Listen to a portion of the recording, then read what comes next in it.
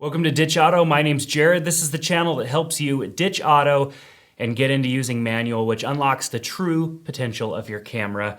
Today, I'm going to talk about primes versus zoom lenses. And this whole thought and discussion came about because somebody in our Facebook group asked me about the 24-70mm lens versus prime lenses. And I thought, the main argument for even the 24-70 is over the prime lenses is, do I want a zoom lens or do I want a prime lens? And so I wanted to have the discussion of zooms versus primes. So when I started out in photography, I didn't have any prime lenses. I felt like a prime lens was not going to give me the flexibility that I needed. I was shooting weddings and I needed zooms because things were happening quickly around me and I couldn't run and be all over the place or have multiple camera bodies on me because I only had one camera at the time.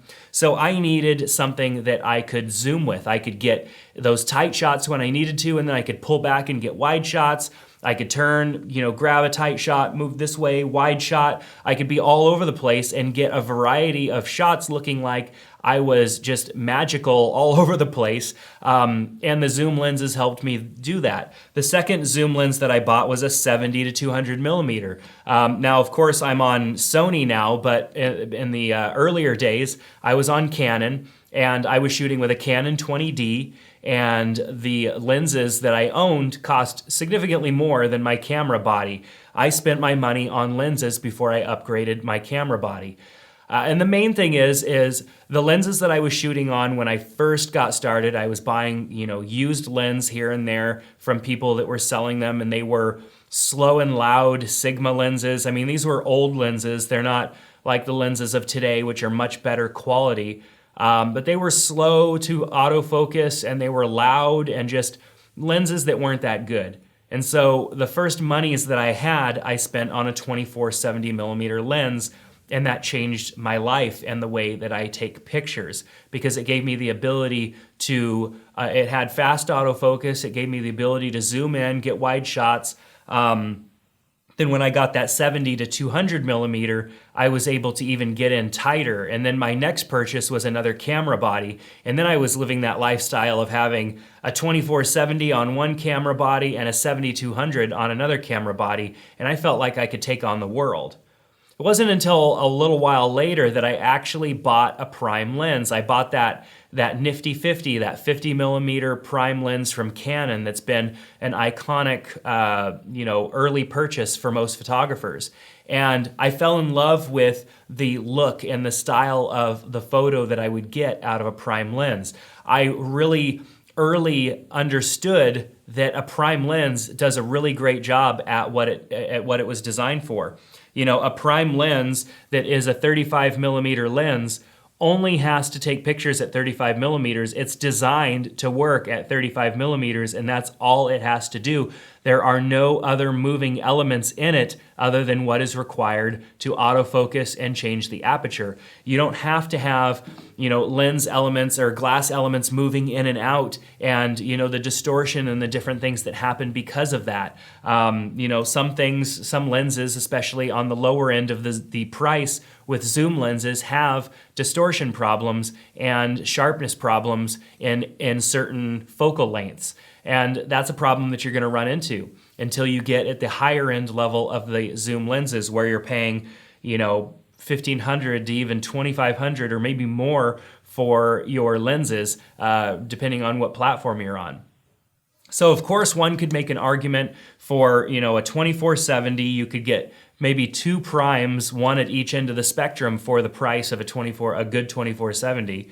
And a 70-200, it gets a little bit harder when you get into those telephoto lenses to find affordable prime lenses. Obviously, a 200mm prime lens is not cheap, whereas a 70-200 is much more affordable. But those prime lenses, once again, are really good at what they do. This 85mm 1.4 produces amazing images that I could not get if I was shooting at 85mm with this 70-200. The 70-200 has a maximum aperture of 2.8. which is good, but this 85 millimeter has a maximum aperture of 1.4, and combine that with the Sony mirrorless cameras, and I could pretty much see in the dark. And that's the main reason that I switched to Sony from Canon, is so that I have that amazing low light performance. But prior to switching to Sony, I had the 85 millimeter 1.2 from Canon, the 50 millimeter, I had several primes, and I would use them in certain situations. So in the situations that I typically would use primes would be when I had more control over what was going on around me. Things were moving more slowly, or maybe in fact not moving at all because I was shooting studio work, or I was shooting landscapes, or something that wasn't moving, still life type photography. And when I put on zooms, it's usually when I'm in a scenario where more things are happening. Maybe I'm shooting a wedding, maybe I'm shooting a conference or something like that.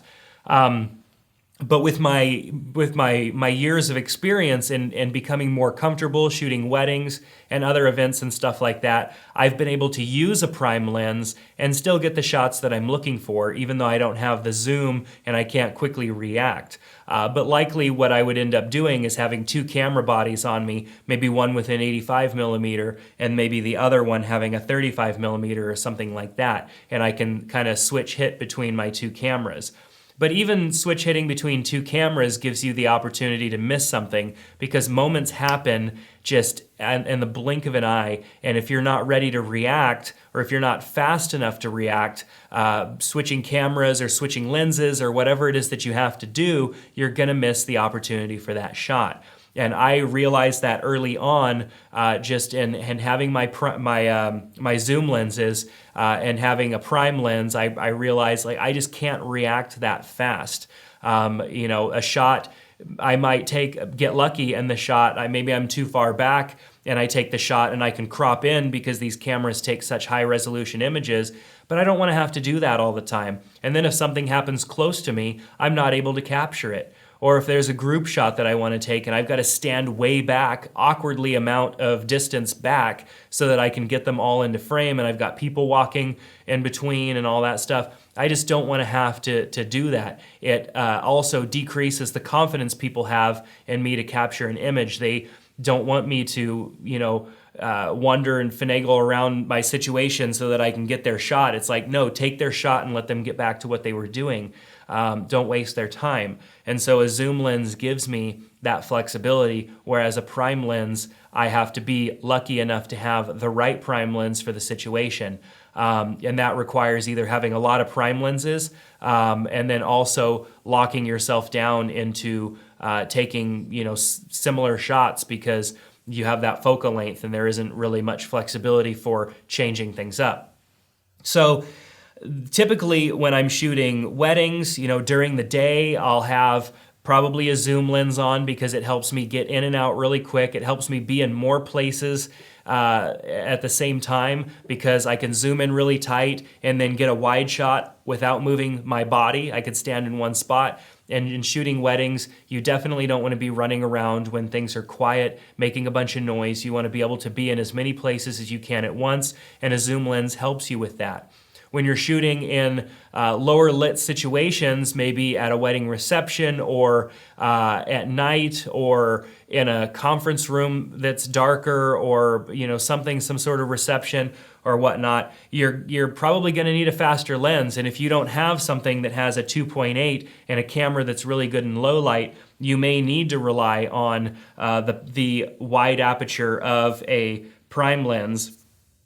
There have been situations where I'm shooting weddings in certain churches and they don't allow flash, and it's also not very bright in there. And so I'll switch to a prime lens just simply so I can get as much light into my camera as possible so that I don't have to hike up that ISO. I definitely used to really rely on prime lenses when I was shooting Canon. However, these days we are lucky that our cameras are more sensitive and we could hike that ISO up without worrying so much about noise. But the whole argument here is zooms versus primes, and I can talk at length about the pros and cons of each. There is, I believe, really if you're trying to be a flexible photographer that takes pictures of lots of different things, there's really no way you could get through life not having at least one of each. There are many use cases for having a prime lens, not just low light situations, but just in the simple fact of that a prime lens produces just a much better image at that focal length than a zoom lens usually can. However, you do sacrifice the flexibility that a zoom lens provides. I mean, a zoom lens is kind of a convenience lens. Otherwise, if you don't need the convenience, why have the zoom lens? Why pay the money for that extra focal length when you can just get a prime, or you can just spend the money to get a better lens that just does that one single focal length? If that was the case for me, I would most definitely be doing that. But most of the lenses that I end up using definitely have a zoom to them because I need that extra utility. The lens that I'm filming with right now and this camera is a 24-70, and that's simply because as I have more or less things on this table, I need to zoom in or out a bit. When I'm shooting weddings, I usually have a 24-70 because there's lots of things happening around me and I need to react fast.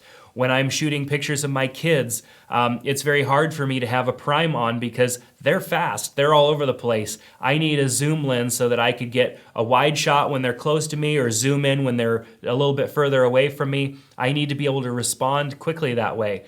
But when I have more control, when I'm out kind of enjoying my photography, when I have time or when I'm trying to get more creative, I most likely have a prime lens on because the prime lens forces me to see things through one focal length, to see things through the camera in the same eye all the time, and it doesn't give me that kind of, I could zoom in or zoom out and change things. It doesn't give me that, which makes me think more, which makes me do more work with my brain, and I really like that aspect of photography. It's just you can't always rely on that because sometimes you just can't react fast enough to your situation without having a zoom lens. So primes versus zooms, I mean, there's great arguments in either direction for them. For me, it comes down to just having the best tool for whatever the circumstance is, and I really believe that I can't just have one or the other. I need to have both. I'll never live in a world where a 70 to 200 isn't going to be useful.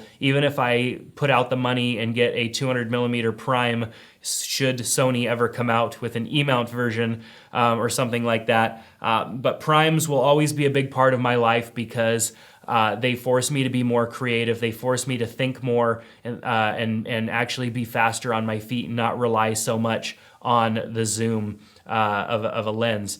So I hope that helped a little bit in your decision making or your thought process of primes versus zooms. There's definitely use cases for each, and I'd love to hear your thoughts on that in the comment section below this video. So make sure to subscribe to our channel because that will get you updates when we put out new videos. We've been doing that more often lately, and we also have a photography challenge going on right now, and we would love for you to be a part of that. The whole question and thought of this topic came as a question in our Facebook group. So a link in the description below will take you to our Facebook group, which we welcome you to join and take part in the conversation. And then I've also provided some links to some of my favorite primes and zooms for Sony, Canon, and then the Nikon equivalents in the description below as well. So make sure to check out those links. Thanks so much for checking out the video today on Ditch Auto, and I hope to see you soon.